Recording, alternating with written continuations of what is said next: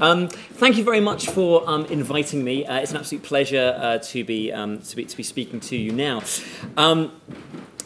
As was mentioned, the Syria conflict is one of those horribly drawn out and gruesome conflicts that many people, certainly in the 1990s, when these kind of events were occurring in places like Rwanda and the Yugoslavia, people once said never again. And yet we do still find ourselves once again looking at prolonged civil wars on Europe's doorstep. And the one thing I can say with certainty is that it's not going to end anytime soon. It might evolve, it might change, but the war and the instability is likely to continue. What's particularly gruesome about the Syria conflict is that I've been talking about this since it began. I lived in Syria for several years before the war broke out. I had no idea there was going to be a civil war, and I would argue that anyone that said that they did know is probably lying. Syria looked like quite a stable, if autocratic, state, and certainly the war caught everyone by surprise. But what was so depressing about this conflict is that every year when we talk about this, we're changing the numbers, but the story's pretty much the same. The number of people killed, the number of people who are refugees, the number of people in besieged areas, that number just seems to keep going up. And whilst the actors on the ground might change, that one fact or that one element of the conflict certainly seems to persist. So this is not going to be an uplifting story, I'm afraid, but I hope that people will find it useful. I'll seek to try to explain how we got to where we are now and a few suggestions about how things might proceed in the future. I've been very teachery here and done a big PowerPoint presentation with lots of images and flowcharts and all that kind of thing. So I apologise if you're not into that sort of thing, but hopefully it helps to illustrate the point. So, as I said, Syria the crisis has been going on since 2011. And rather than start with an anecdote or anything like that, I thought the best way to start is just a sense of the numbers, a sense of the scale of this crisis. The Syrian civil war began in 2011. The reasons for why I'll explain in a moment, and continues to the present day. Before the uprising that led to a civil war began in 2011, the population was 21 million people. It's difficult to get the exact numbers, but roughly 21 million people. Of those 21 million, 470,000 have been confirmed killed. It's an incredibly high number. 5.4 million are registered refugees, so those are people outside of Syria. So a quarter of the pre-war population are currently outside Syria. A further 6.1 million are internally displaced. So 1 in 2 people in Syria from before the war has had to flee their home because of this conflict. That's the kind of scale that we're talking about. At the moment, as of today, 3 million people are currently living in besieged or hard-to-reach areas, according to the UN. Syria has regressed hugely. It was a country that was once known within the Arab world as being relatively progressive on certain markers of development. Its education level was particularly high.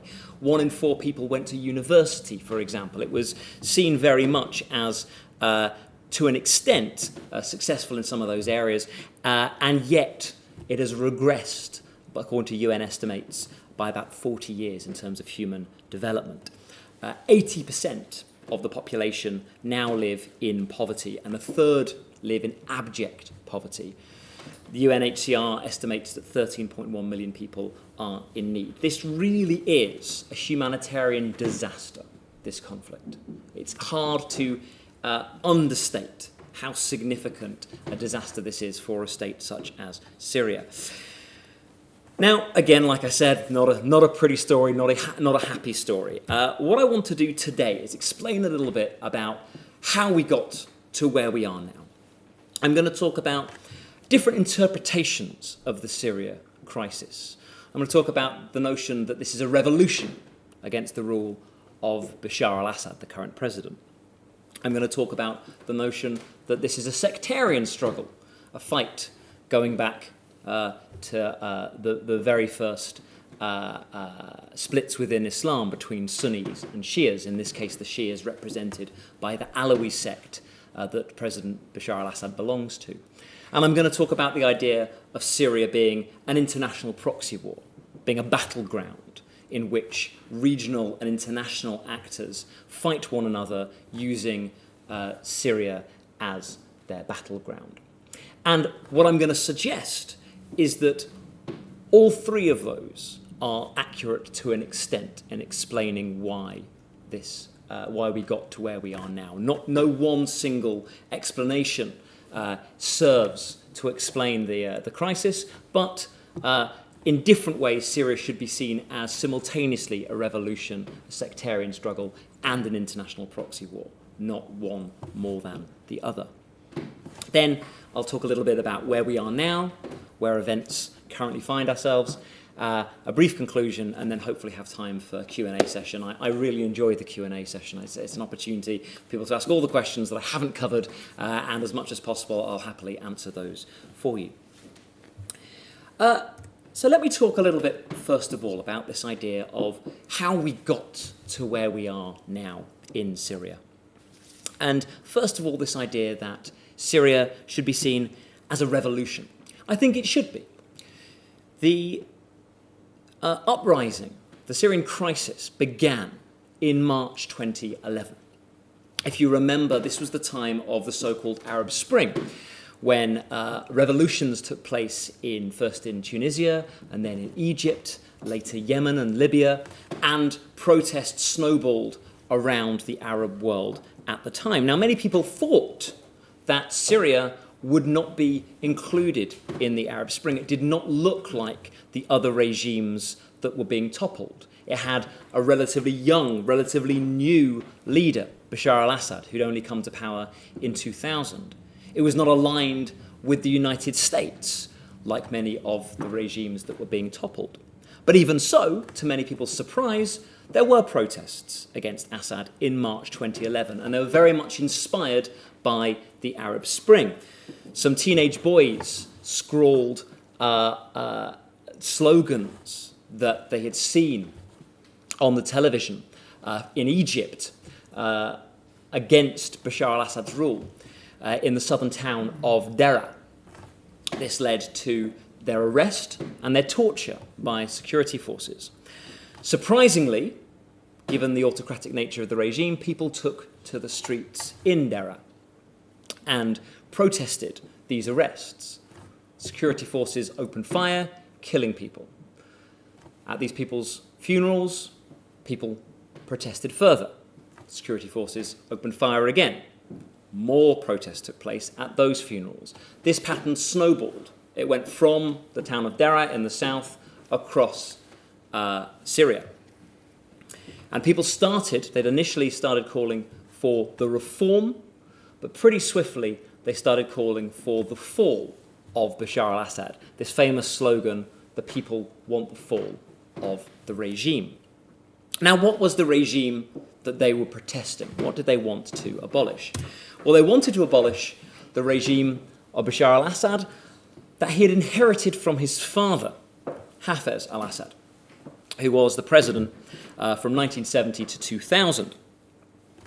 Now, Hafez came to power in a coup, the last of many coups in Syria. Syria had been colonized by the French. It had been established as a mandate run by France after the First World War, which I'll talk about in a moment. And immediately after the French left, after the Second World War, Syria became a very unstable country. The military kept intervening in politics. There were 9 successful coups in the time period 1949 to 1970. And Hafez al-Assad was the last of these. And in many ways, he acquired a degree of credibility for having stabilized Syria's government. He did this through autocratic means. He used a secret police, the notorious Mukhabarat security service. He set up a police state. And at times, he used incredibly violent repression, not only in terms of torture of prisoners, but in one particularly famous incident, he crushed a uprising by the Muslim Brotherhood, a violent uprising by the Muslim Brotherhood that was waged from 1976 until 1982. In 1982, they tried to take control of the city of Hama, and up to 10,000 people were reportedly killed by the Assad regime to snuff out this rebellion. So there was a huge level of autocracy and oppression from Hafez al-Assad, from the regime. But it should be stated, at the same time, some people did benefit from this regime. There was a deal struck between various segments of society, most notably the working classes and the peasantry. Hafez al-Assad set up a socialist government that provided certain basic services, employed a lot of people. As well as that, there was the regime was consciously secular. There were fears, as seen by the rise of the Muslim Brotherhood, that Islamists might take over if this government fell, and the Assad regime made a big point of pitching themselves as the guardians of secularism.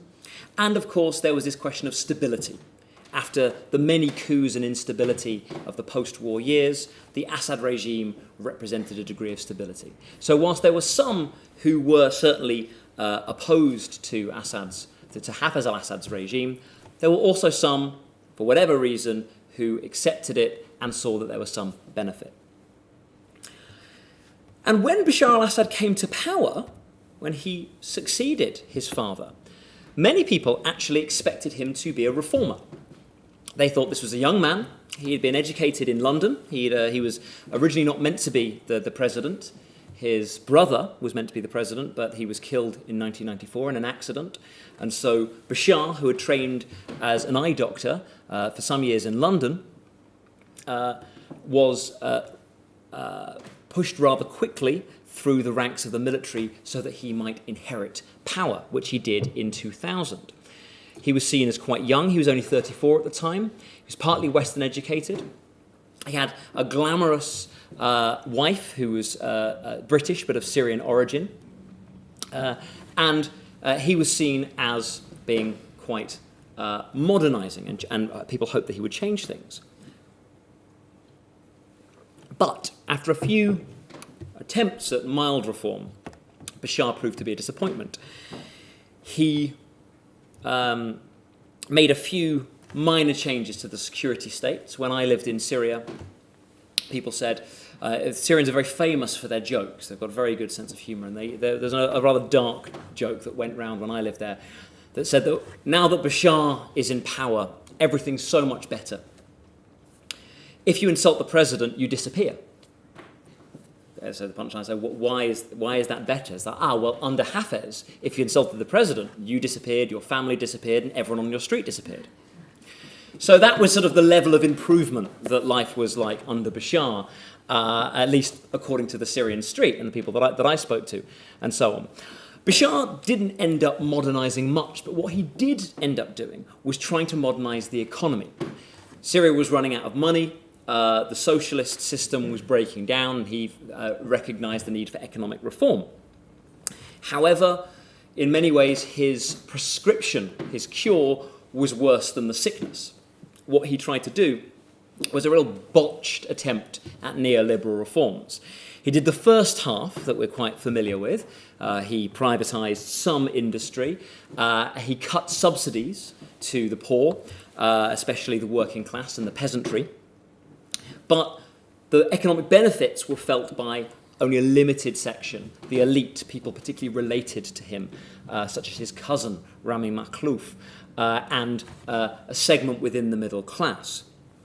So what happened was you got a huge increase in rural poverty at that time. So this was made even worse by a really bad drought that struck Syria from around 2006 onwards. So not only did you have this drought that was going badly, but it came at exactly the time when subsidies that might have bailed out the average Syrian peasant were being cut. A lot of farmers had to abandon their livelihoods and flocked to the city. And you saw this massive wave of rural to urban migration in Syria. About 1.2 to 1.5 million people moved from the countryside to the cities during the first 10 years of Assad's rule. By the late 2000s, 1 in 5 Syrians lived in some kind of rural, urban, migrated slum around the cities. And it was in these areas that you saw the first protests. Towns like Deraa had suffered really badly from these economic policies and from the drought. And when protests broke out, what was really interesting was that they were concentrated in those poorer areas. The caveat, though, is that, rather like under Hafez, but perhaps less so, there were still some people that saw the benefits of Bashar al-Assad's rule. Some had benefited from the middle class, obviously from the economic changes. Obviously, the elite, those close to the regime, had, but so had a substantial middle class that liked the changes that you saw in Syria, the growth of Western-style coffee shops and high-rise hotels that hadn't existed in the Hafez era. And that's why when the protests broke out, at the same time as a series of anti-Assad demonstrations in these particularly poor areas, slums and so on, you also saw some government-orchestrated but widely supported pro-government protests in the wealthier city centres. There were not substantial protests in the two largest cities of Damascus and Aleppo. And actually that was a trend that continued deep into the conflict until about 2012, when a few protests began to break out in the city centre. So from the very, very early on, you did see this economically driven division within Syria. And it's important to note that the fact that Syria split perhaps shouldn't be so surprising. A segment had really suffered under Bashar al-Assad's rule, but another segment, for whatever reason, had actually benefited, or at least didn't like the idea of the alternative. What we see then is a snowballing of protest against Bashar al-Assad. It starts off in this town of Deraa and it snowballs across the country, particularly in those small, in those poorer areas. And you see a similar trend. You see people being killed, then people come out to protest at their funerals, then more people are killed at those funerals, snowballing the protests. What was interesting was that from very early on, the opposition consciously looked to the pre-Assad era. They adopted a different flag. This was the flag of Syria until 1963. And, the bottom flag with the 3 stars here. Assad had been part of the Ba'ath Party, or was part of the Ba'ath Party. And so the Ba'ath Party seized power in 1963 and abandoned that flag. Eventually, Hafez chose this flag at the top. It wasn't immediately. But there was a conscious effort to look to an earlier time period before the Ba'ath Party, before the Assads, and that was shown in the flag that they chose. The protesters tried very hard early on to emphasize that they were peaceful. They shouted in the street, "Salmiya, Salmiya, we are peaceful." But pretty swiftly, that message was lost. And some within the opposition, not necessarily the first people that went out and protest, started taking up arms in response to Assad's violence and the violence that was being perpetrated by his regime. And pretty quickly you get militia forming amongst the opposition.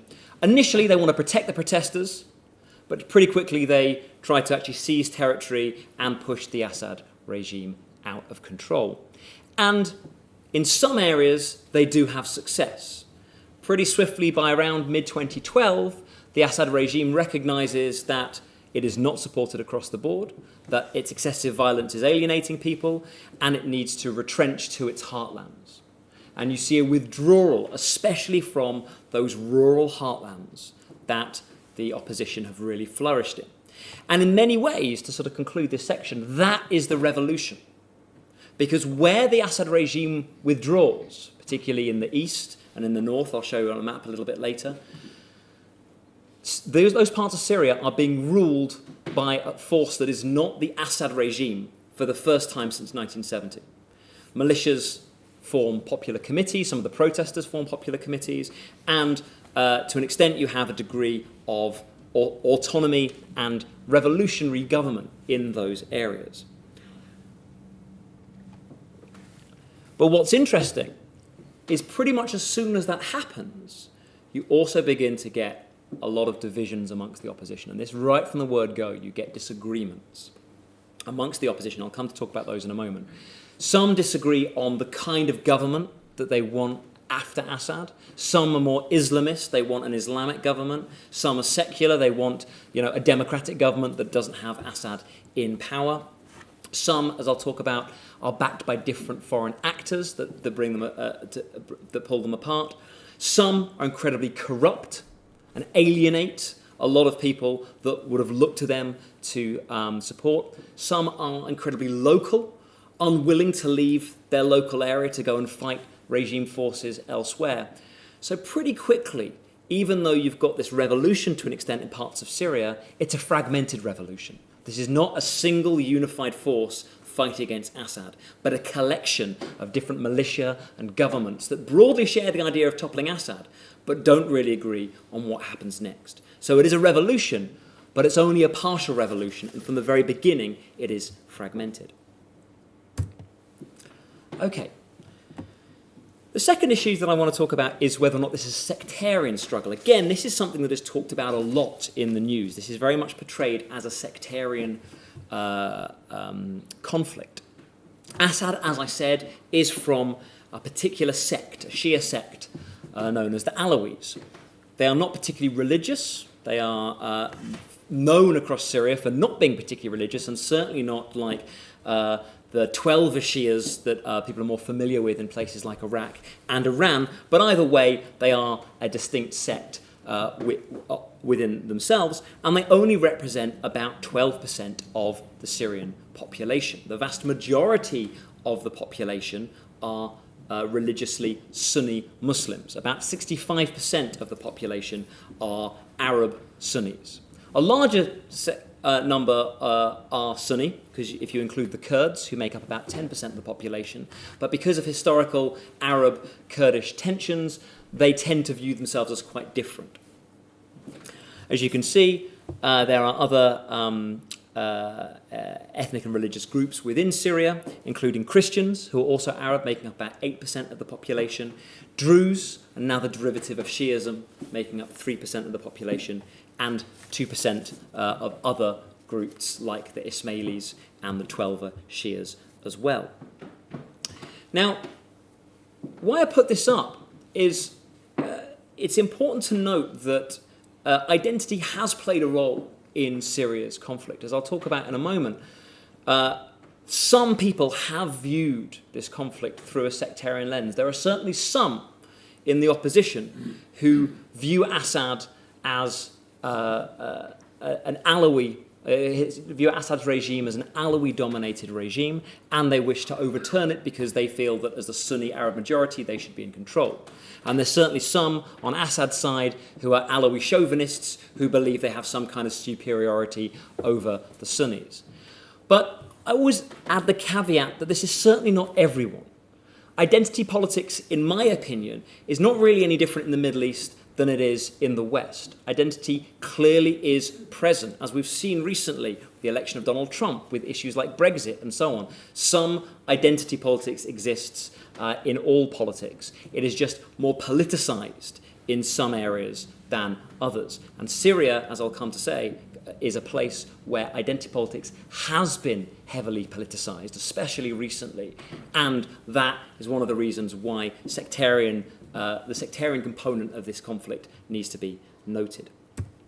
So, where does the sectarian issue come from? Well, really it comes from the colonial era.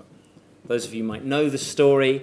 The Ottoman Empire was defeated at the end of the First World War, which is the area that Syria was carved out of by Britain and France.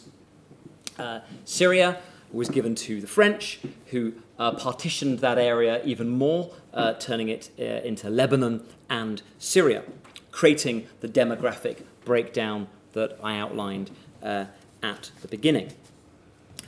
you have had, over the course of Syria's history, since it was founded, since before the Ottoman time and the colonial time afterwards, successive governments have utilised sect identity as a means to divide and rule.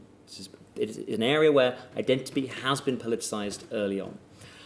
If we look at the breakdown of where people live in Syria today, it's a bit of a rubbish map. I apologise for that. You can see in this, the white area is desert, by the way.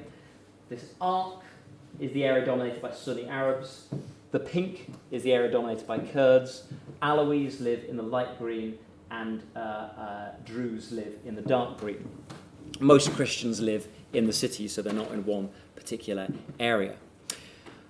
And because of this multi-ethnic, multi-religious makeup, different rulers have tried to use these identities as a form of divide and rule, and different groups have been favoured at different times. So the Ottoman Empire favoured Sunni Arabs.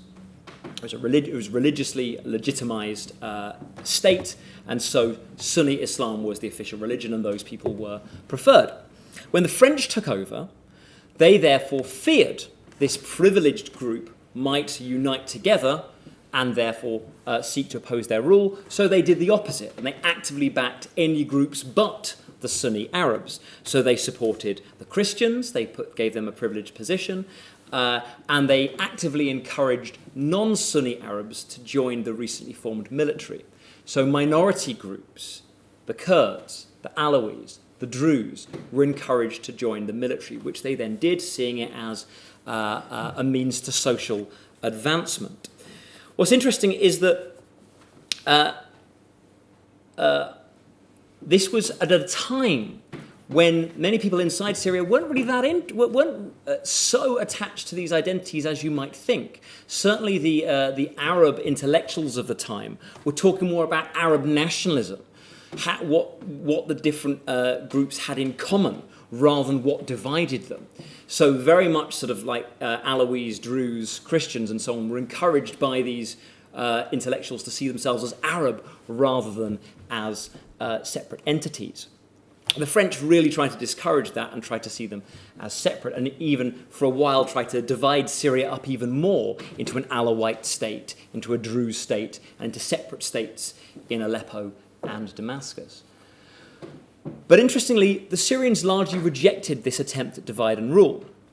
And when given the choice, when the French left, they elected to remain united within a democratic Syria with a principle of one person, one vote, not breaking themselves down along sectarian lines as took place in neighbouring Lebanon. So a sense of Syrian identity did develop, but because of this French attempt to politicise identities, people were also very aware of minority identity as well. So there was a sense of, we are all Syrian, but there's also a sense of, but you are Alawi, you are Sunni, you are Druze, and so on. And that really came to play in the politics after the war, when those Druze and Kurds and Alawis that had joined the military under the French ended up coming into power. And various different military coups that took place were dominated by different groups. And Hafez al-Assad, when he took power in 1970, actively sought to favour his group, the Alawis. He saw them as a means to protect his regime against future coups.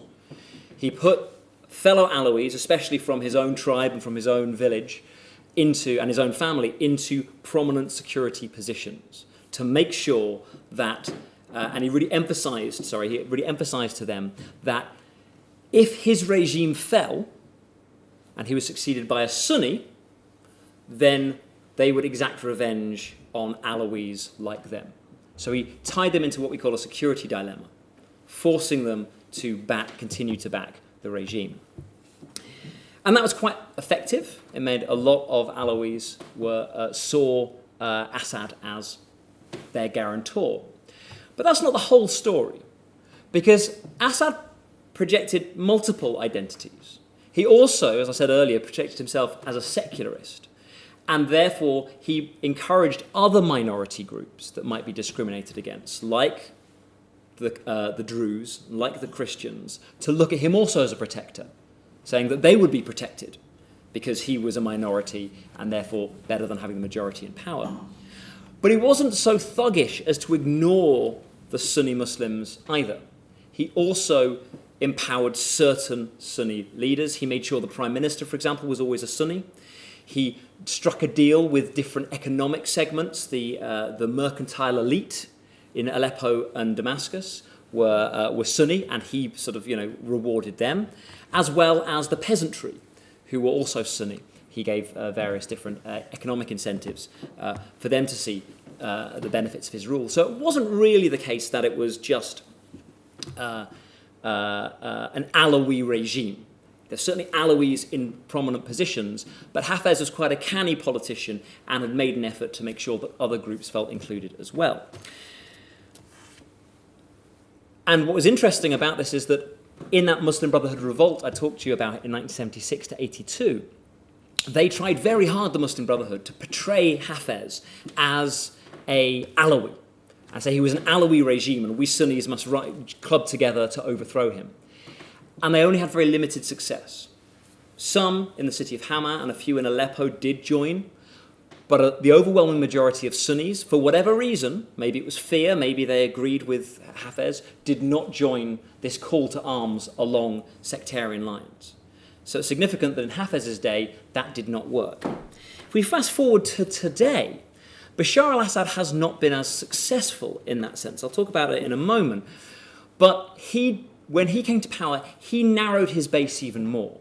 I told you that he got rid of some of the subsidies that were benefiting the Sunni peasantry, but he also empowered more Alawis.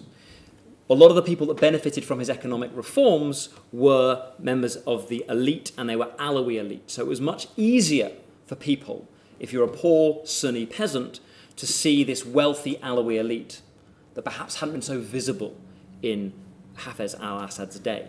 So there was a level of growing resentment before the conflict from some particularly poor Sunnis towards some particularly wealthy Alawis. And this manifests itself during the fighting that takes place. Assad, rather like his father, makes a real effort to emphasize the sect dimension of the conflict as soon as it starts breaking out. He characterizes the opposition from the very beginning as Islamist. He says this is a rerun of 76 to 82. This is the Muslim Brotherhood radicals again, trying to turn Syria into an Islamist state. At the time, that is not true. At the time, the vast majority of protesters are secular, and they're certainly more democratic and peaceful than he is characterizing them. But Assad is incredibly cynical. He deliberately releases Islamists from his prison in the hope that they will go and radicalize, and indeed many of those that are released from prison do go on to form radical Islamist groups. In fact, some of them go off to join ISIS and other Al-Qaeda affiliated groups. He plays on the fears of the minorities. He plays on the fear amongst Alawis and Druze and Christians that this opposition is dominated by Sunni Islamists, and if they come to power, their way of life will be ended. And indeed, this does tend to work. For whatever reason, you do see this shift early on. Some Alawi, some Christians, some Druze do join the protests, but by around 2012, they're very few and far between. This has largely successfully turned it into a situation where all the opposition are Sunnis. But it's important to note that not all Sunnis join the opposition, and Assad is able to maintain some support from middle-class secular Sunnis who believe this idea that the opposition are all Islamists, and they don't want that. So they, for whatever reason, stick with Assad. As well as Assad sort of drumming up the sectarian narrative, he also is willing to use quite radical militia who are sectarian to fight his cause. Quite early on, around 2012, he brings Hezbollah over from Lebanon, who are a Shia Islamist militia, to fight on his side. And of course, some of them and some others that come later on from Iraq and Afghanistan and Pakistan are quite sectarian and really quite unpleasant in the kind of language they use and the approach they use, and are clearly chauvinistic towards the Sunnis and deliberately use slogans that are aimed at radicalizing the opposition. In terms of the opposition themselves, they are far from innocent in this. There is a failure from moderates to stave off the Islamist tide. Like I said, quite early on, some are beginning to say we want an Islamist government after Assad, and pretty quickly some of them start saying we want this because we're against the Alawis, because we're against the Shia. They tap into this language of sectarian violence. And again, a lot of the opposition oppose this language, but what happens is that the best fighters, the most effective fighters in fighting Assad, tend to be the radical Islamists, tend to be the jihadists, the ones using this language. So it ends up kind of being a self-fulfilling prophecy. Assad has claimed that they're all radical Islamists, which they're not. But eventually the ones that are most successful are the ones that are making the kind of noises that Assad has said they have. And incidentally, many of them end up being led by people that were originally in his prisons, and he cynically let them out. Especially notable, I'll talk about that in a moment, you get ISIS emerging, and you get Al-Qaeda in Syria, Jabhat al-Nusra, who are today known as Hayat Tahrir al-Sham, or HTS. And hence, change of flags, you do get some radicals alongside the moderates that do remain there. But this is where it begins to get a bit confusing and a bit complicating, if it's not already complicated enough. These are not the only people involved in this conflict inside Syria. Pretty quickly, two new groups emerge as well from within opposition ranks. One is ISIS, that you might be aware of. ISIS are considered too radical even for the radicals among the opposition. They end up fighting one another because what they are saying is not that we want to remove Bashar al-Assad and set up an Islamic state inside Syria. They say we want to destroy the very notion of Syria itself and create a new caliphate that removes all the old colonial boundaries. And as we know, they successfully do that for a while, forming a caliphate that spans the eastern part of Syria and the western part of Iraq. And they are especially anti-Shia in their language. A lot of the press that's been focused on in the UK is when they execute British hostages. They executed far more Syrian Shia. That was absolutely sort of one of their number one targets in what they did. So they really radicalized the sectarian narrative. And the second group that I'll note are the Kurds. Now, this isn't sectarian, it's ethnic. But what's interesting is that the Kurds, who had been discriminated against under both Hafez and Bashar al-Assad, about 10% of the population, don't really see a side to pick in this conflict. They say that Assad has historically repressed them, so they don't really want to side with him.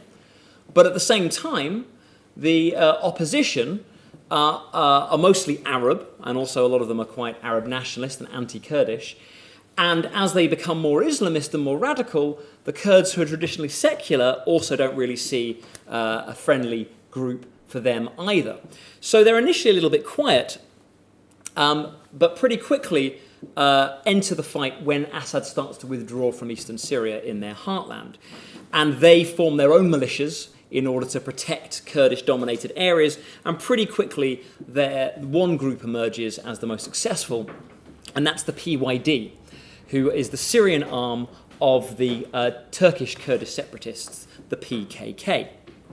And when Assad withdraws, they start running local governments themselves. Again, another revolution in that sense, Kurds running their own government inside Syria for the first time.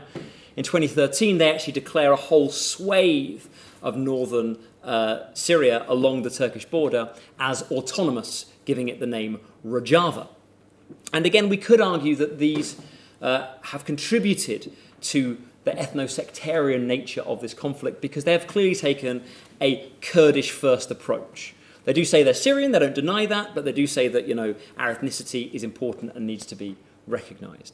So, drawing that section to a close, it's quite clear that, there are multiple actors who have, for various reasons, emphasized the sectarian component within Syria and use that as justification for fighting.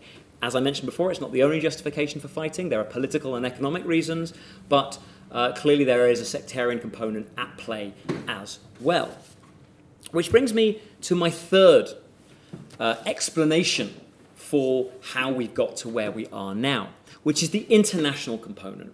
Now, spoiler, I've written a whole book on the international component, so this is my particular area of interest, but it's something that I think is very important right from the very beginning. As you see, you have these four forces inside Syria, and they're all fighting one another. Now, I would argue, and I emphasize this more in my book, it's not that external actors are sucked into this fight. Actually, from the very beginning, you have external actors encouraging these groups to fight one another.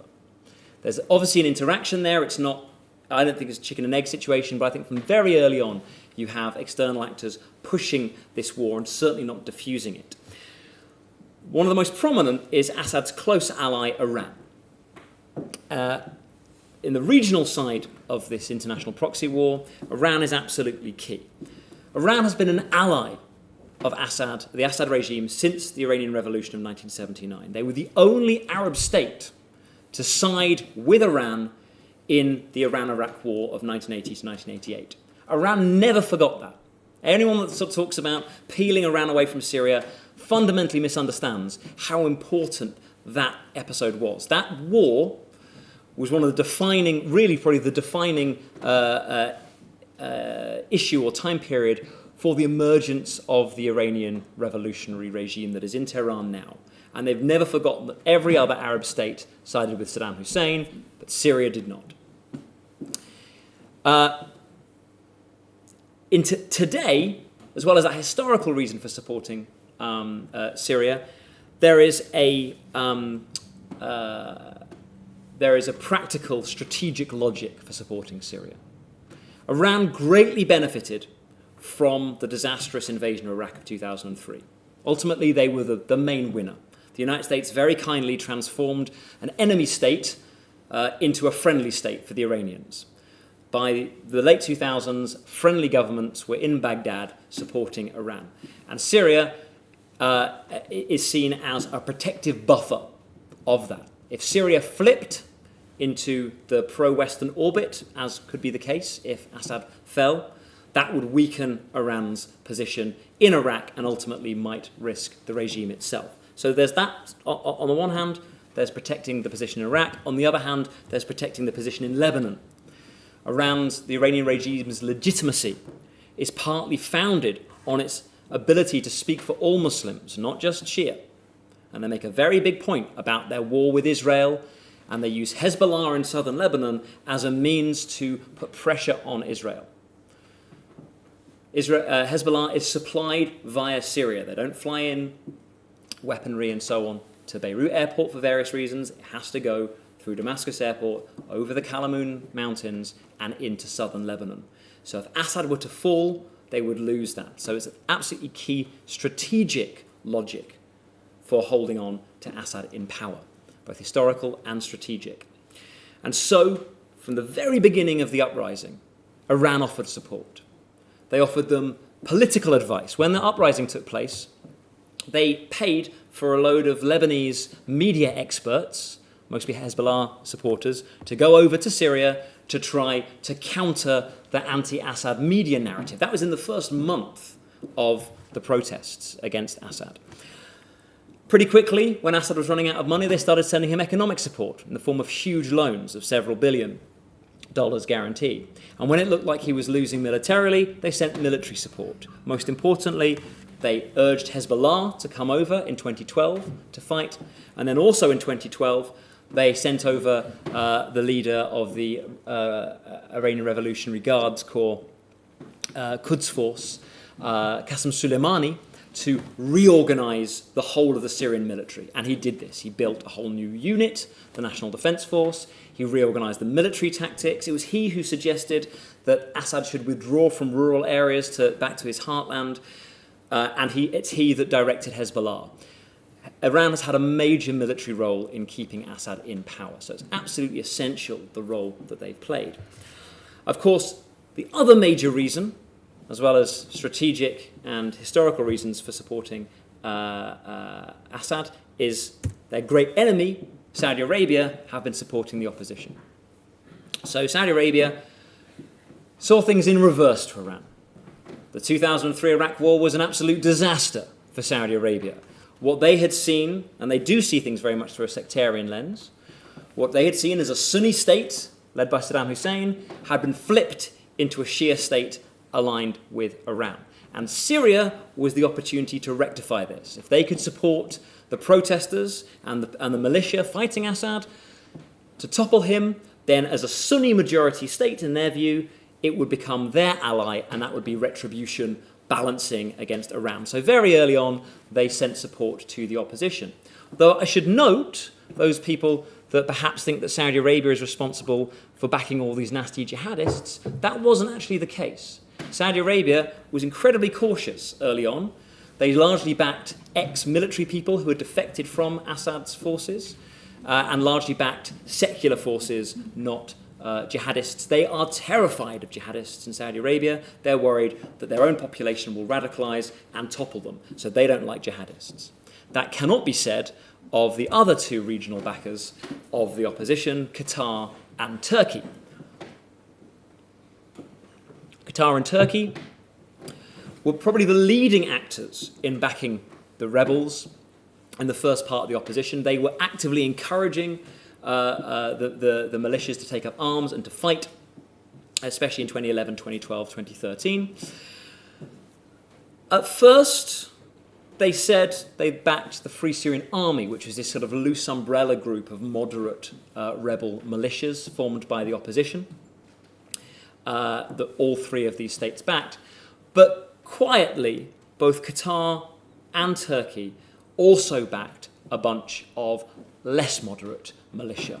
In fact, if you'll pardon the swearing, I spoke to one Qatari general who said our strategy was we'll throw a lot of shit and see what sticks. His idea was we will basically back lots of different groups, whoever they are, because they're opposing Assad, and hopefully one of them will emerge to be quite effective. And what that meant was you got not only division amongst the rebels, but also a lot of radical groups that were getting money and support, either directly or indirectly, from Qatar, a little bit from Turkey. Turkey was more logistic than actual money, and so on. And that contributed to the disunity and the rise of Islamists. And at the same time, private funds were coming from the Gulf to back different radical groups.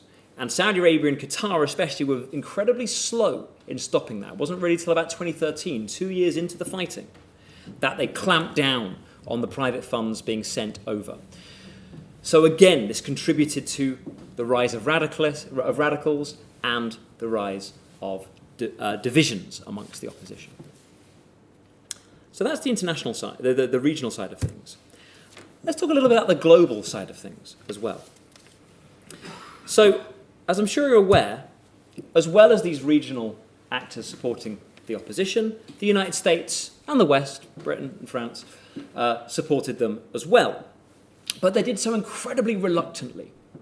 Afghanistan syndrome was very, very strong. In Afghanistan, the West backed the Mujahideen against the Soviet Union, and eventually the Mujahideen formed or contributed to the formation of Al-Qaeda, Twin Towers attack, and so on. So there's a real fear that if they backed the wrong group, it would come back to haunt them. They were really scared of backing radical Islamists.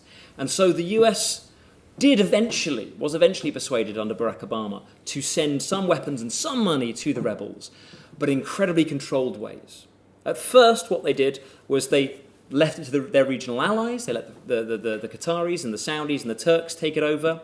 By around 2013, it was apparent that they were utterly hopeless at it, that they were doing a really, really bad job, and the CIA had to step in to basically try to fix it. But they didn't really fix it very well, and radical groups still ended up getting support. A key point, though, is that at no point in this conflict did anyone supporting the rebels provide them with as much support as Iran and later Russia was supplying to Assad. Assad always had more support, whether it was money, whether it was weapons, whether it was sending military commanders. This was very much arm's length stuff from those backing the rebels, where it was rolling your hands up and getting knee deep into it when it comes to supporting Assad. A famous incident in terms of the US that we should probably be aware of was in 2013 when Assad used chemical weapons against his own people, despite a warning by Barack Obama that that was a red line that should not be crossed. Everyone expected Obama to launch a strike against Assad, although I must say it was not meant to be to topple him. What was proposed was basically a slap on the wrist against Assad, several missile strikes, not unlike those that were launched by Donald Trump last year for using chemical weapons. It wasn't to wade in heavily in the conflict. However, Obama ultimately, perhaps prompted by the decision of the UK Parliament to not join the conflict, but I would argue from the people I've spoken to, he didn't want to do so anyway. He opted instead to call off his strike and instead accept a Russian-mediated deal to get the chemical weapons out of Syria peacefully in exchange for Assad signing up to the Chemical Weapons Convention. Pretty quickly, the US under Obama lost interest in the war with Assad because of the rise of ISIS and forming their caliphate. They launched a separate attack under a coalition, an international coalition, first in Iraq and then in eastern Syria, leaving basically Assad to fight it out separately with the rebels, effectively resigning any responsibility from the main part of the conflict. And eventually, got this right? Yeah. In that fight with ISIS, they backed Kurdish groups, seeing them as the most viable and palatable group to support in their fight with ISIS.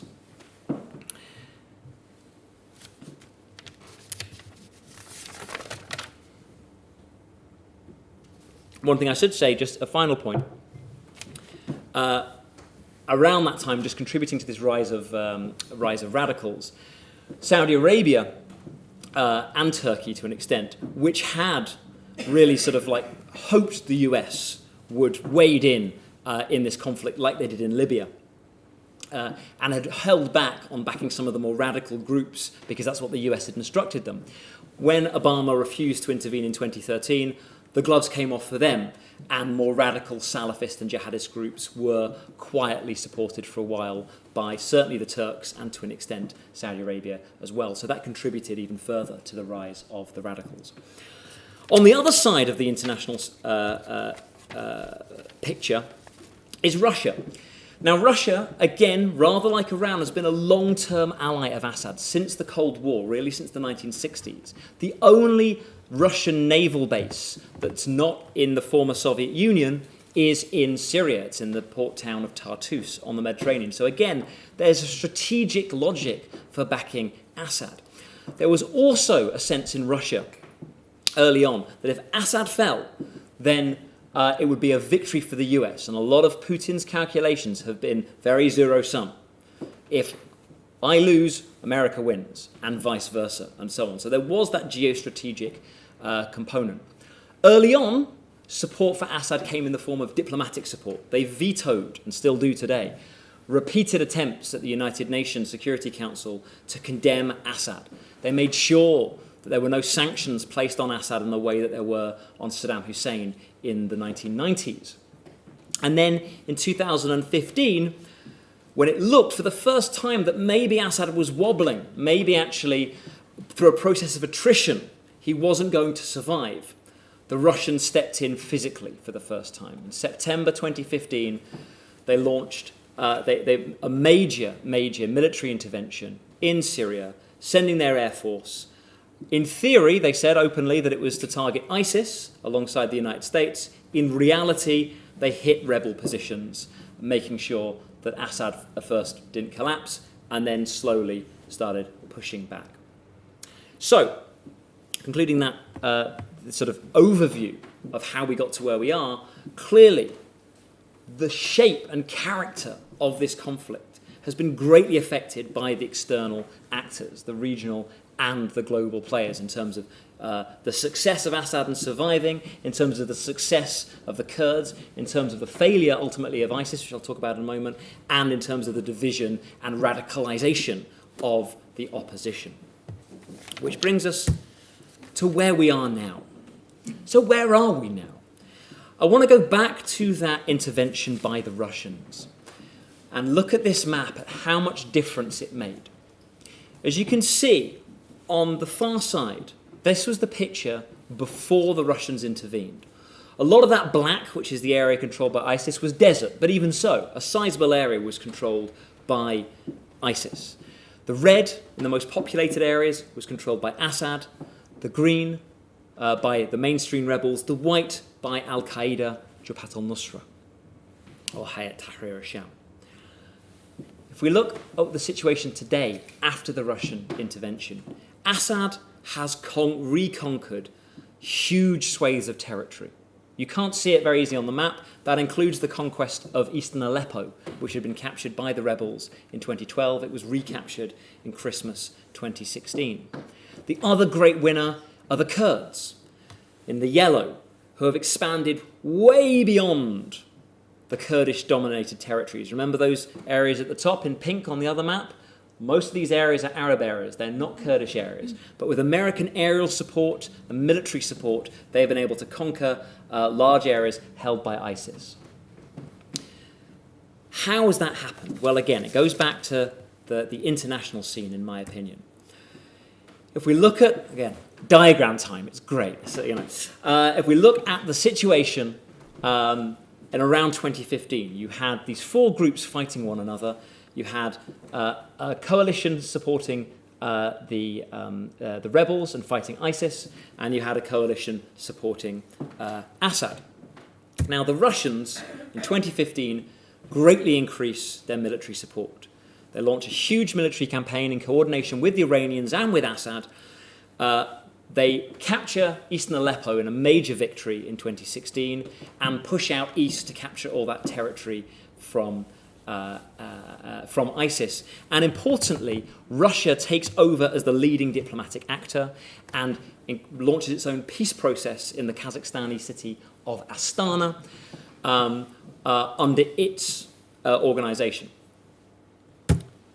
The other thing that happens is that the rebels are largely abandoned after the Russians intervene. Turkey especially shifts its position.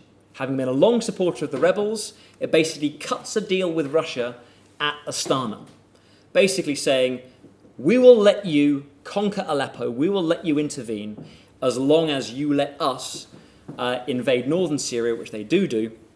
If I go back just a moment, in this section here in the green, to keep the Kurds, who they do not trust, apart from one another.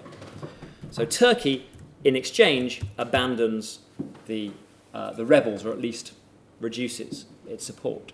The Gulf squabble amongst themselves. You might be aware of the blockade of Qatar that's been launched by Saudi Arabia. They are not interested in what's going on in Syria anymore. They're more concerned with their own internal affairs and what's happening, their war in Yemen that Saudi Arabia is waging. And the United States, under Donald Trump, is not interested in supporting the rebels and formally cuts support in summer 2017. So the rebels are effectively abandoned to their fate. At the same time, ISIS is largely defeated through attacks from the United States and the Kurds on one side, and Assad and the Russians on the other. And the Kurds receive a huge amount of support from Trump, who continues Obama's strategy to an extent, but also sends even more weapons to the PYD, the dominant Kurdish militia. So by today really, we have the rebels much weaker, we have ISIS defeated, we have two main players on the board left, Assad and the Kurds. And we don't really know what's going to happen with them. So where are we today? Assad has won this war. Come out and say it. He is not going to be defeated. With Russia and Iran on his side, and their local and international rivals unwilling to do much more, he is unlikely to be toppled. He will project normality. He's trying to make out like everything has gone back to normal, and the people who want to rise up against him were wrong, because he is in charge, and he will not make any political concessions. He'll probably talk the language of reform, but as before, when he first came to power, he is unlikely to actually offer any. The problem is that he is utterly reliant on his two international allies, Russia and Iran, militarily, economically. They want to try to rebuild Syria after the war, but it's going to be very, very difficult because he's so dependent on these external actors who will pull him in one way or the other. I would add, I don't think he's a proxy. He is independent, and a lot of the time he frustrates both Russia and Iran, but he is reliant upon them. One question I have is whether or not the population inside Syria are sufficiently deterred by war weariness, whether or not actually that will prevent them from rising up again. Probably will for the short term. How much will it in the long term? The opposition, on the other hand, are pretty well defeated. They still exist in these isolated pockets, and there has been some fighting. In fact, today, one of the pockets in Idlib has been attacked by the Assad regime. But really, the deals that have been struck internationally between Turkey, between Russia and Iran, have left them out to dry, hung them out to dry. There's a question mark whether or not some of these groups might try and cut deals with Assad via the Russians, maybe in exchange for a degree of autonomy. But most are likely to be reconquered. Assad has said very clearly he wants to reconquer all of Syria, every inch, as he has said, and it seems unlikely that he will be deterred from at least attempting that. The Kurds are arguably the biggest winner of this conflict. They have changed the status quo, having carved out this largely autonomous region in the north and the east. The question is, there's several questions about that. Firstly, what kind of autonomous zone is this? The PYD, the ruling group, claim that they're democratic, and they make a lot of noise about being democratic. But people living under their rule argue that might not be the case. It's democratic providing you want to vote for the PYD. And there's a lot of fears of Kurdification, of the Kurds trying to do what the Arabs did to them for a long time, which is change everything from Arabic to Kurdish and so on. And there are some complaints about that. There's also the question mark as to whether or not Assad will be happy with this entity ad hoc being protected by the Americans.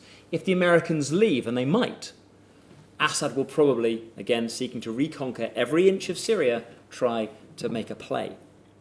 And then there's the question of ISIS. ISIS looks physically defeated. Its caliphate has been largely destroyed. Raqqa, its former capital, has been reconquered by the Kurds. But does that mean it's the end? Will cells emerge, launching attacks either in Syria or Iraq or internationally?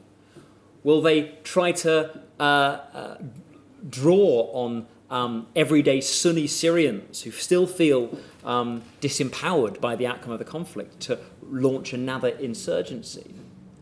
The ideology of radical jihadism has not been defeated just because physically the caliphate has been destroyed. So there is a question there. So that draws me to my conclusion. Sorry, this was meant to be all in one go. I'll go straight. I would say a few things about where we are today. And as I said at the beginning, it's not a happy story. It never is, unfortunately, when we're talking about the Syrian civil war. A few things I'd like to end off on. Firstly, it is not right to say the war is coming to an end, even though I think it is right to say that Assad has won. Assad is not going to be toppled from power unless he's assassinated or something like that. Currently, there are attempts by the Russians to have peace talks in Sochi, in the Black Sea resort, which will be held in January, at the end of this month. Some people are optimistically claiming the Russians might push Assad out. I do not believe they have the power to do so. I do not think Assad will leave power that way. But that does not mean the war is going to be over. I think it's merely transforming. On the one hand, there are still components of the war to be finished. There are several rebel-held pockets that I think will not be negotiated back into the Syrian state, most notably Idlib, which has a population of 2 million, and Ghouta in Damascus, which has a population of 500,000. I think those will be militarily conquered. And that will lead to more violence, more bloodshed, and importantly, more refugees. The other big question is what's going to happen with that large Kurdish territory? Will Assad allow that to continue to exist? It is a threat. Not only is it a Kurdish nationalist group, but they claim to be democratic. That's a threat to Assad. If they are successful, he will feel his position is at risk, and so will probably seek to challenge it. Will the United States remain there, or will they leave, as they have done in the past in Kurdish areas? And I want to end on this final point, which is if we rewind all the way back to the beginning of this talk, which I appreciate has gone a little bit longer than perhaps I was given, and I apologise for that. The causes of this unrest, of this uprising, have not been satisfied. In fact, none of them have. We still have, with Assad in charge, the same political and economic concerns that launched the revolution in the first place. They have not been satisfied. We still have, in fact, we've got heightened sectarian tensions. The war has made the sectarian situation much worse than it was before. And the international situation, that international, regional and global rivalry between the Iranians and the Saudis, between the Americans and the Russians, has not been satisfied either. One of the reasons why I called my book about this, The Battle for Syria, rather than The War for Syria, is that I see it as a battle in a wider regional struggle between different regional and international actors. And unfortunately, that's exactly where we still are. Syria will still be used, I believe, by these external actors and indeed internal actors as bargaining chips to try to push and pull in certain directions to serve wider agendas. So I'll conclude rather miserably on this notion that Assad may have survived, but Syria, sadly, is far from stable. Thank you.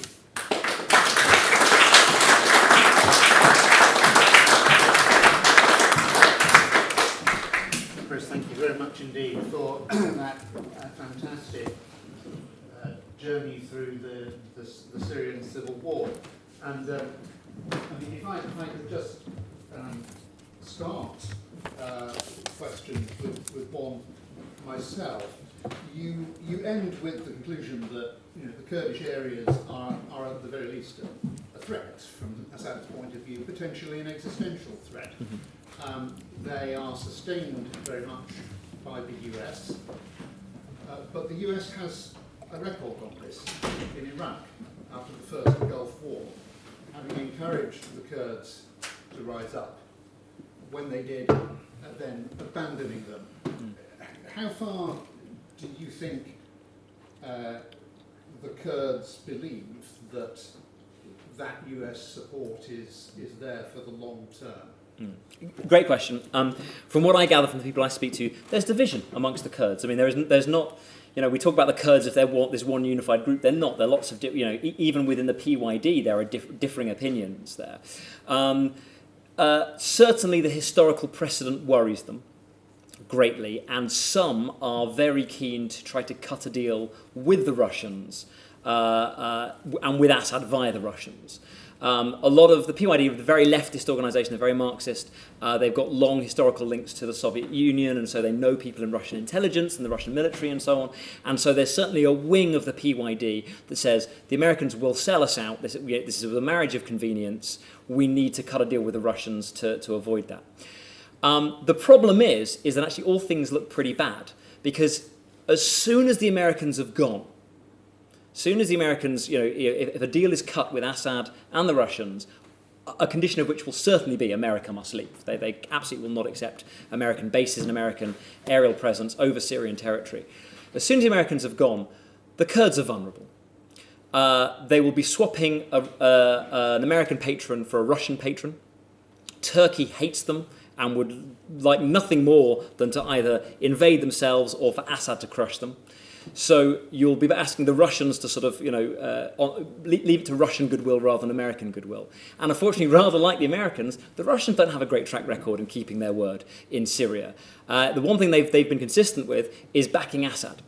So if Assad wants to ultimately, reconquer those Kurdish territories, he will probably find a way of doing so. So it's a very difficult situation they find themselves in, and I understand why they're divided on it. Yes, lady in black. Can I just follow up on that question? What about China? Because China would like reality. China is very much a long-term player.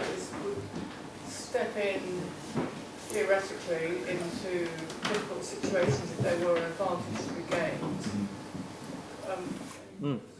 Do you know what? This is my next area of research. I'm really interested in China and the Middle East because China has very quietly but very effectively, through One Belt, One Road and so on, really expanded its footprint in the Middle East. Though interestingly, not that much in Syria. Actually in Syria, it's been a war zone, so there hasn't been many commercial opportunities. They have very much taken the side of Assad in this conflict. They vetoed alongside the Russian a lot of the vetoes at the Security Council. They very much believe in state sovereignty, and they believe in the right for a ruler to rule as they wish, and if that means killing their own people, then so be it. See Tiananmen Square, 1989, So there's a Chinese interest there on Assad's side, but they're very much, at the moment, willing to let the Russians take the lead on this. So any kind of security involvement, I can't see. For China to sort of start, launching, having a security presence in the Middle East would be quite a step up for China, full stop. They've just built this base in Gouda in Pakistan, which in itself is a surprise, not a surprise, but a step forward. To then end up being peacekeepers in Syria would be a major leap. So I can't see them doing that. What I can see them doing is being involved in the reconstruction efforts, and certainly Chinese companies, if they think it's stable enough, would like to be involved in that, which would give them some leverage. But I think by and large, whilst they're still on the same page, they will defer to the Russians on this one. Charles, I think you had a question. Yeah, Chris, thank you for a magisterial account of an extremely complex situation. Two smaller side points, which I'd like you to bring in very briefly. One is the Israeli view and position, and the other is the likely future influence from what is happening, has happened in Iraq, the different actors, and the regime, and the disaffected Sunnis. Thank you very much. Israel. Every time I talk about my book, everyone. So it's really interesting. I'm going to point something out. So this is the hardback, in the yellow. Okay, no Israeli flag present. The paperback, which is coming out next month, they've added this little Israeli flag here, and that's partly because everyone was sort of constantly saying, "Why aren't you mentioning Israel? Why aren't you mentioning Israel?" And in many ways, it reflects the shift in the politics, which is that when I wrote the book, which is wrote most of it in 2015, it came out in 2016. Israel hadn't really played a heavy role in Syria. They actually had played quite a smart role. They had recognised that actually the best thing for Israel is for this civil war to go on as long as possible. It ties up various enemies. It ties up Assad, it ties up Iran, it ties up Hezbollah, and these various Islamists and jihadists that are involved there. It's much better if they're all up in Syria and not focusing on Israel. Now, they did occasionally launch raids into Syria against Hezbollah positions when they were worried about transferring high-tech weapons to Hezbollah from the Syrian regime, and they really made a big point about the chemical weapons thing. They were some of the strongest lobbyists on Obama to get the chemical weapons out because they were worried that Hezbollah would get them. So they successfully did a job there. But then they're relatively quiet. What has changed is that the war now looks like it's, coming to a close, or at least as I said, I don't think it is coming to a close, but sort of, the heavy fighting is dying down. And the big winners are Hezbollah and Iran, who have now got a large presence inside Syria. And that worries Israel a lot.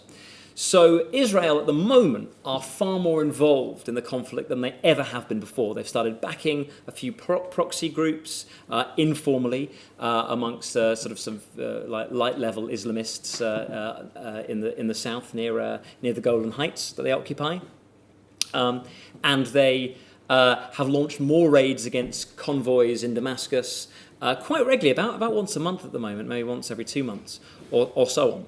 I have always argued that for Israel, the biggest threat is when the war ends, because they're no longer fighting one another and they can turn their attention to Israel. And Hezbollah, which has been a massive thorn in its side, is now twice the size, with a battle-hardened set of soldiers who have been fighting very effectively for the last 6 years. So I would argue that there's a good possibility there will be another Israel-Hezbollah war in the next years, because I think that from a military perspective, it would be sensible for Hezbollah to for Israel to preemptively take out Hezbollah's position. The kicker, or the question mark over it, is Russia, and whether or not Russia can successfully, as Israel wants it to, pull Hezbollah and Iran away from its border region. If it's able to do so, we won't get a conflict. If it's not, we probably will. That would be my assessment of the Israeli situation. The Iraq situation is an interesting one. I think you're absolutely right. It's most interesting in what's occurring with the Kurds. I think the recapture of Kirkuk by Baghdad was a real shock to Syria's Kurds. I think that there was, you look at what happened with the Kurdistan referendum, huge amount of confidence. There was this notion that Kurdish independence was finally going to happen. This referendum was the first step in a bargaining chip, and so on. And actually, what it prompted was probably the KRG being the weakest it's been in several years, probably since 2003. And suddenly, this idea of Kurdish independence really doesn't look like it's going to happen. And you've seen this tack from the PYD, like I mentioned, away from the Americans.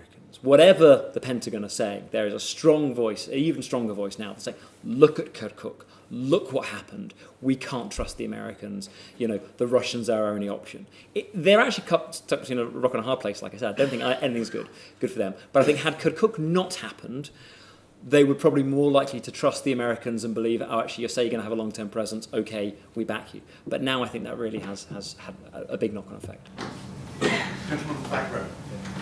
You've referred throughout your talk to Assad as very much an individual, as one man. He doesn't look like one man. He doesn't look like a cruel dictator. You referred to his son. Is he in the thrall or under the power of a group of much tougher people? Is he a puppet? Great question. And quite frankly, I don't know. And I don't think anyone knows. Isn't that a key? I think no, it is. But again, it's rather like Kremlinology. We do not know the inner workings of the Assad regime. All we can do, and all I do as a scholar and an academic, and what my colleagues that work in journalism and so on do, is we look at how his government has behaved and the statements that he's made, and what we've got from various leaks and various defection accounts and so on, and we put together a picture, and that's as best we can do. And the picture seems to be, and again, I do not know, it's an incredibly opaque regime, and the inner circle and so on is we don't know, is that Assad is not his father. His father was much more the kind of, one-man dictator who was very much in charge. I say jump, you say how high. Perhaps because he, earned power himself and rose through the ranks and so on. I don't know the true reasons behind that. Bashar al-Assad is perceived as more of a kind of a chairman of the board type. He does have the ultimate say, but he is also, and has been shown to be in the past, quite weak and quite swayed by different groups. There's an interesting account by David Lesh, who's an American academic, who knows Assad quite well, of a decision that Assad made when he made his first speech about the protests in March 2011. And allegedly, according to Lesh, according to the people that he knows in the inner circle, Assad actually had two speeches. One that was this kind of, okay, I've listened to you and we're going to reform a few things. And the other was the one he ultimately delivered, which was this kind of hard line, it's an external conspiracy, we're going to crush everyone. And he only decided at the very last minute to go with the second speech. He was swayed by hardliners in his inner circle, reportedly his mother, who's now died, and his younger brother, Mahir, who's seen as the kind of thug of the regime. But ultimately, he still did make that decision. That is, he wasn't made to do that. The fact that the second speech existed shows that there is a degree of agency from Assad himself. He's not just a puppet. So I would argue that, as much as that account can be seen as reliable, he does make decisions himself. Maybe not the best decisions, maybe not the best leader, but he is able to make those kind of decisions. But of course, he is greatly influenced by the people in his inner circle, and those people vary. What's interesting now is the inner circle has been expanded to include the Russians and the Iranians and Hezbollah in a way they hadn't before. Now, I don't think he's their puppet, but I do think they've got a loud voice. So now, as well as the hardliners and a few softliners in his inner circle, he's also got to listen to what the Iranians, the Russians, and Hezbollah are saying. And he's got to pay attention to a lot of what they're saying, because they do, you know, he is reliant upon them. What is interesting, though, and I would say this about him, is that he's actually proven himself over the course of the conflict to be quite canny in how he's managed his allies. So Russia intervening puts him in a better position than before because he's able to bounce Russian around off against one another. And there's been a few instances where, for example, in the assault on Aleppo, where the Russians were reluctant to break ceasefires, and Assad wanted to. So his forces and the Iranians did so, pulling the Russians in, who had to sort of give the impression that they were in control. And so they broke the ceasefire as well. And likewise, on other occasions, as we've seen actually with the Israelis, Assad has recently refused an Iranian request to allow a forward base near the Golan Heights. That will be at Russia's request. You know, again, the relationship with the Israelis there. So it allows Assad to play these two kind of equal powers off against one another rather than just being reliant on one. So I would say that, again, I mean, it's a long-winded answer. We don't for certain know, but I would say that, you know, he's surrounded by these various influences. I would argue, ultimately, the decision is his. He might be bad at making some of those decisions, and he does listen to people around him.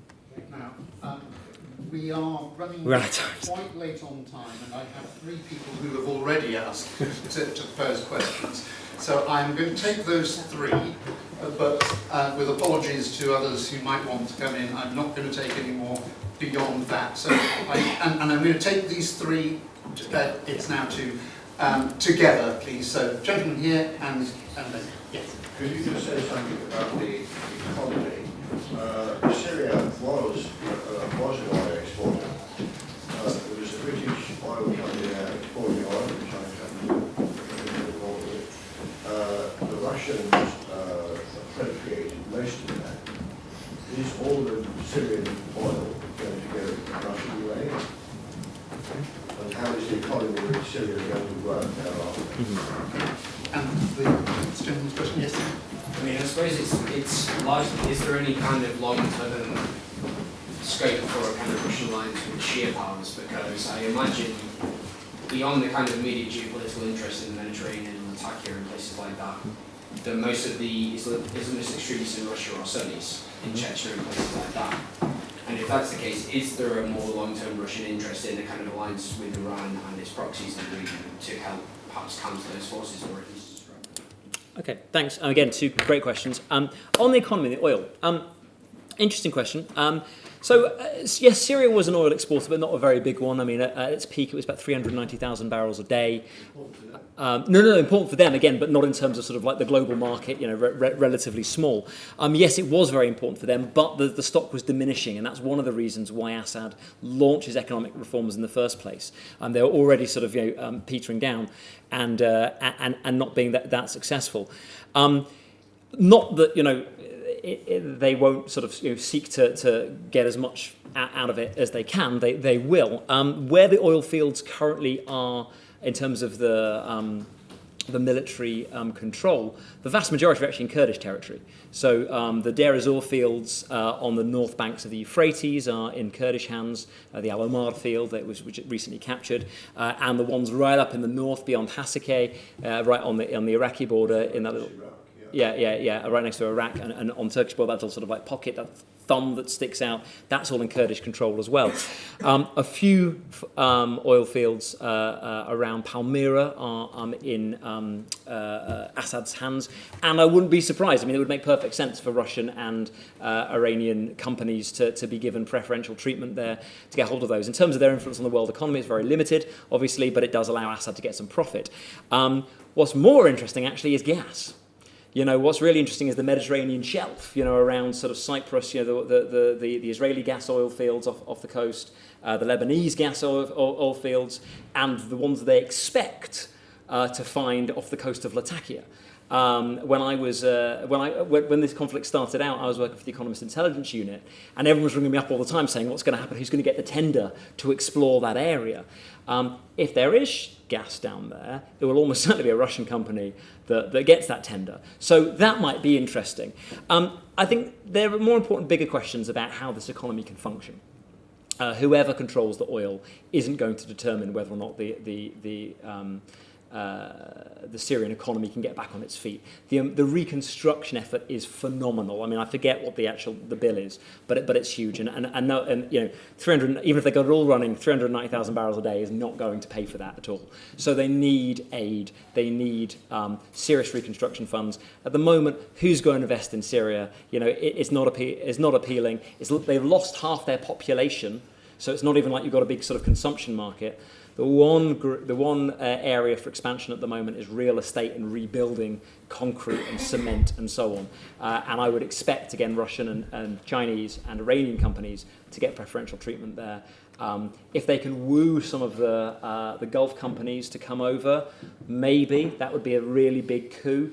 But again, I would argue, sort of my analysis of it is that the Syrian economy is going to be pretty feeble, sputtering along for quite some time, because again, unless they can get some kind of international aid in, who's going to pay for it all? Final question, sir, about Russia and Iran. Yeah, interesting question. Again, this is speculation, so you've got to just sort of take it slightly with a pinch of salt. I don't see Russia and Iran as allies. I see them as frenemies. They have interests coinciding in Syria at the moment, which is why they're on the same page. But they want very different things. If you look at what they're doing inside Syria, they're doing different things. I was mentioning to some of the gentlemen earlier I was speaking to, Iran is interested in having core supporters in a state. They don't care about states. So they've backed militia group, non-state actors. They're interested in the Shia shrines around southern Damascus and that route I talked about from Iraq along to Lebanon. Russia cares about states. They've invested heavily in the Syrian military, air bases, forward strategic positions for their military. They want Syria to basically recover as a state and be a Russian ally. So they look at things very differently, and they could end up clashing in Syria itself.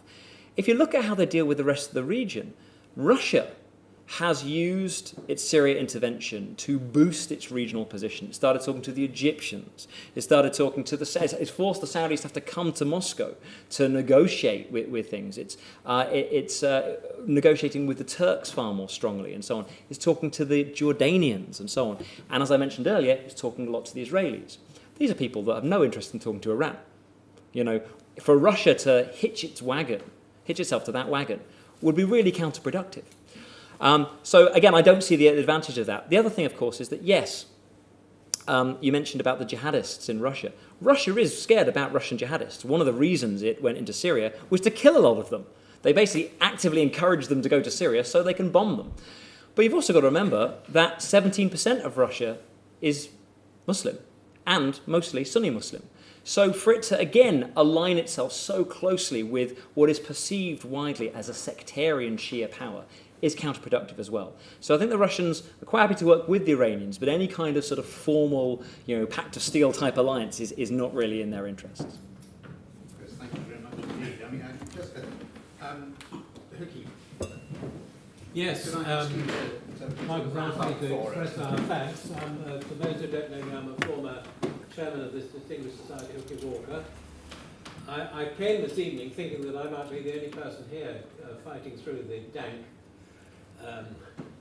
weather, and I'm very pleased to see a distinguished gathering of considerable size, which obviously due to the speaker and his subject. And he has not disappointed us. It's incredibly complicated, but I think he's set it out in as uncomplicated a way as it is possible to set out, with an unparalleled use of PowerPoint, which Charles and I have recently done PowerPoints. I found I had a nervous breakdown trying to work out how to do it. But this is the best PowerPoint presentation I've ever seen. It doesn't actually leave us feeling terribly optimistic, I don't think. I mean, there are so many difficult angles, one of which is the economic, which we hardly touched on. But if the state of Syria is to be reconstituted, there will need to be huge external aid. And who is going to give external aid until there is political stability? And how are we going to get political stability? Because it is not only the internal people who might as happens in civil wars, come to an end out of sheer war weariness. There are, as you rightly pointed out, these external people who don't have the same interest in drawing the thing to a close. So I think we're due for a very long period of Astana peace processes, this and that, struggling along. And all we can do as citizens is buy your book, buy the next book, so that we're better informed and understand what's going on. Thank you very much. Thank you very much.